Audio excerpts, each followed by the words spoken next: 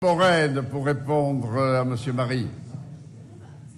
Oui, Monsieur le maire, mes chers collègues, en préambule, je voudrais répondre au président du groupe, de ce qui reste du groupe socialiste, pour lui dire que c'est bien les larmes de crocodile sur la montée du Front National. Mais si les élus du Front National sont ici aussi nombreux, c'est parce que Monsieur Menucci l'a voulu. Voilà. Et quand M. Menucci verse des larmes de crocodile lui aussi et parle de M. Estrosi et de ses liens avec le Front National, il oublie que M. Estrosi, à Nice, il a toujours battu le Front National, quand M. Menucci, à Marseille, il l'a fait élire.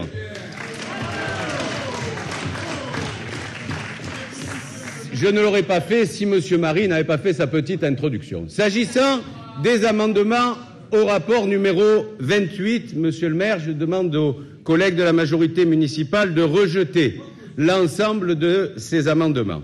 Premier sujet, l'expression des groupes. Eh bien, les groupes de l'opposition, comme dans toutes les communes de France, auront le droit de s'exprimer sur le seul moyen d'expression municipal que vous avez choisi de mettre en œuvre à la fois pour assurer la modernité de la communication et pour faire des économies, c'est-à-dire sur le site Internet de la ville de Marseille. Cela correspond d'ailleurs parfaitement à la réglementation et à la circulaire du ministère de l'Intérieur en 2012. On n'a pas à permettre à l'opposition de s'exprimer sur un clip présentant la ville de Marseille ou sa candidature aux Jeux Olympiques de 2024, par exemple. Il faut que ce soit un moyen d'expression qui ait une appréciation qualitative et qui soit destiné à l'ensemble des Marseillais. C'est donc le site Internet.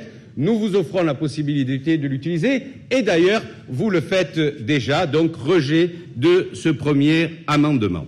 Deuxième amendement, celui sur la commission, les commissions d'évaluation des services publics communaux, telles que celles dont vous aviez demandé la création sous le précédent mandat à propos des PRI et dans le cadre de ce mandat sur les temps d'activité périscolaire. Vous dites qu'il faudrait, évidemment ça vous plairait, vous voudriez que ces débats soient publics et ouverts à la presse. Sauf que nous considérons que la sérénité du travail nécessite que nous travaillions à huis clos et que la publicité des débats est parfaitement assurée par ce que prévoit le Code général des collectivités territoriales, c'est-à-dire que le rapport de cette commission est ensuite débattu dans les 3 mois au maximum en conseil municipal. Sérénité du travail d'un côté pour éviter le cinéma dont vous êtes les uns et les autres coutumiers, et ensuite débat en conseil municipal qui, lui, est parfaitement public. Quant à la présidence de la commission, on pourrait aussi prévoir par amendement que celui qui perd les élections municipales a le droit d'être maire de Marseille.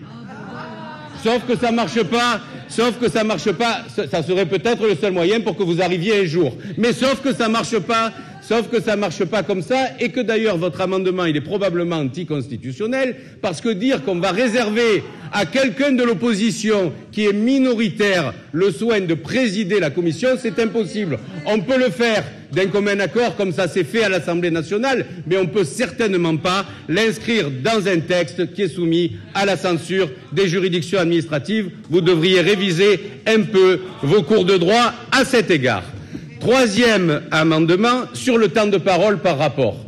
Alors là, c'est extraordinaire, parce que vous citez des jurisprudences qui vont à l'encontre de ce que vous dites.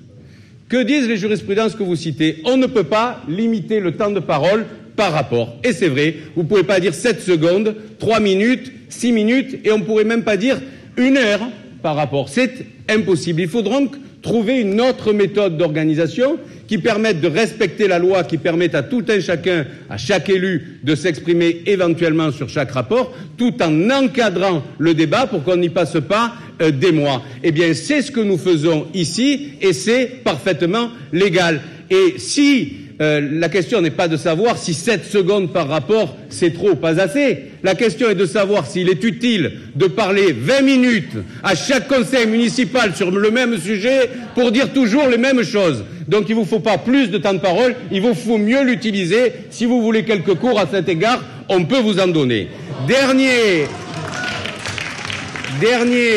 Dernier amendement dont on va demander également le rejet, c'est celui sur l'urgence.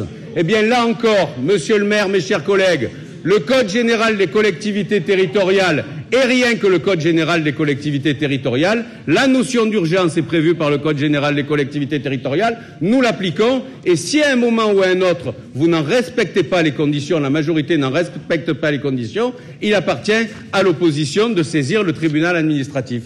Quant au brouilleur dont vous voudriez qu'il soit débranché, eh bien c'est la même chose. Nous considérons qu'il vaut mieux travailler sereinement au conseil municipal sans aller sur Facebook ou sur Internet. Quant à la publicité des débats, elle est assurée par le fait que le conseil municipal est retransmis en direct sur Internet et que tout un chacun peut y avoir accès. Et c'est donc au bénéfice de l'ensemble de ces explications que nous demandons le rejet de l'ensemble des amendements du groupe socialiste.